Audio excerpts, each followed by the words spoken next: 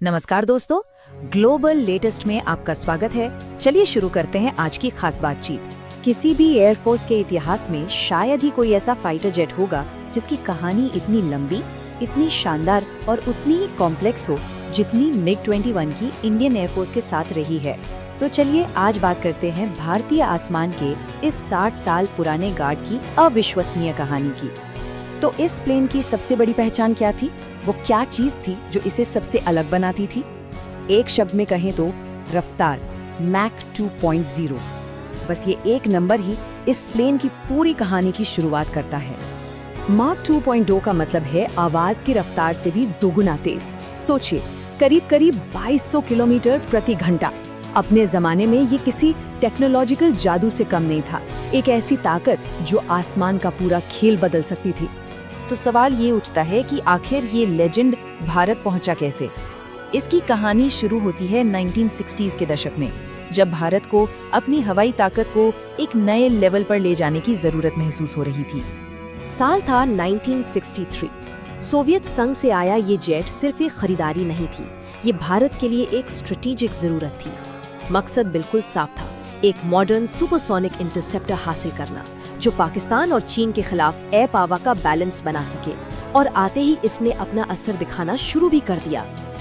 अब ये जो शब्द है सुपरसोनिक इंटरसेप्टर, इसका मतलब समझना जरूरी है।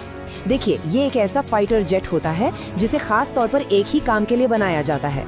बहुत तेजी से ऊंचाई पर चढ़ो और दुश्मन के जहाजों, खासकर बड़े बॉम्बर्स को आसमान में ही रोक कर तबाह कर दो। और इस काम के लिए स्पीड और चढ़ाई करने की ताकत ही सब कुछ होती है। और MiG-21 ने अपनी ये काबिलियत सिर्फ कागजों पर नहीं बल्कि असली जंग के मैदान में साबित की। इसने एक नहीं कई युद्धों में हिस्सा लिया और एक असली हीरो बनकर उभरा। अगर इसके लड़ाकू सफर पर नजर डालें तो 1965 की जंग में इसका पहला कॉम्बैट टेस्ट हुआ, जहां इसकी स्पीड ने दुश्मन को हैरान कर दिया। 1971 तो इसका गोल्डन पीरियड था, जब इसने आसमान पर सचमुच राज किया।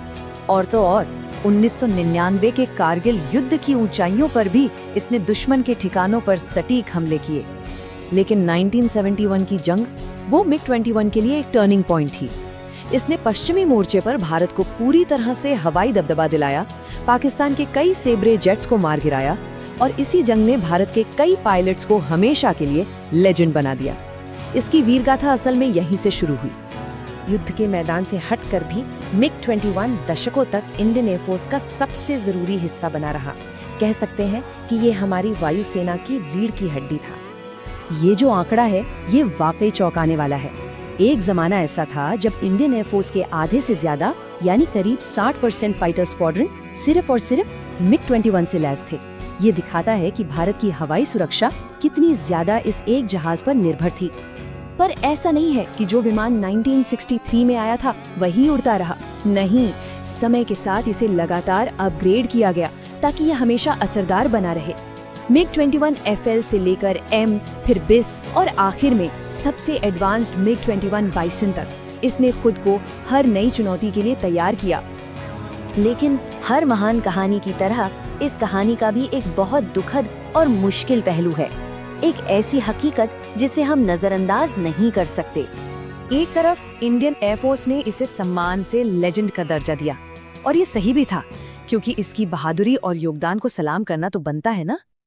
लेकिन इसी लेजेंड के साथ एक और नाम भी जुड़ा, जो इसकी कहानी पर एक काले धब्बे की तरह है, उड़ता ताबूत। और ये नाम यूं ही नहीं पड़ा, इसके पीछे का कारण है इसका सेफ्टी रिकॉर्ड। आंकड़े वाकई दर्दनाक हैं। पिछले 5 दशकों में 400 से ज्यादा एक्सीडेंट्स, और इन हादसों में हमने अपने 200 से ज्यादा पायलट्स को खो दिया।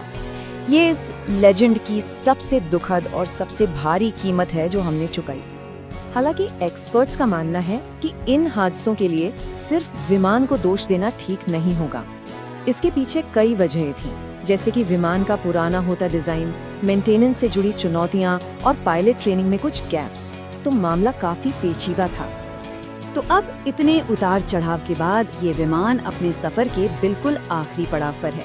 एक शानदार युग का अंत हो रहा है, लेकिन इसकी जो विरासत है वो हमेशा जिंदा रहेगी। तो आखिर में MiG-21 को कैसे याद रखा जाएगा? इसकी विरासत को हम 3 बड़ी बातों से समझ सकते हैं। पहला, इसने हमारे पायलट्स की कई पीढ़ियों को मॉडर्न हवाई जंग लड़ना सिखाया। दूसरा, इसने दुनिया को भारत की एयर पावर दिखाई और दुश्मनों को दूर रखा। और तीसरा, दशकों तक इसी एक विमान ने भारत को एक सुपरसोनिक नेशन बनाए रखा। आज जब राफेल और तेजस जैसे नए और आधुनिक जेट्स आसमान की कमान संभाल रहे हैं, तो एक सवाल मन में जरूर आता है, क्या कोई भी दूसरा विमान इंडियन एयरफोर्स के इतिहास में MiG-21 की जगह कभी ले सकता है? शायद नहीं।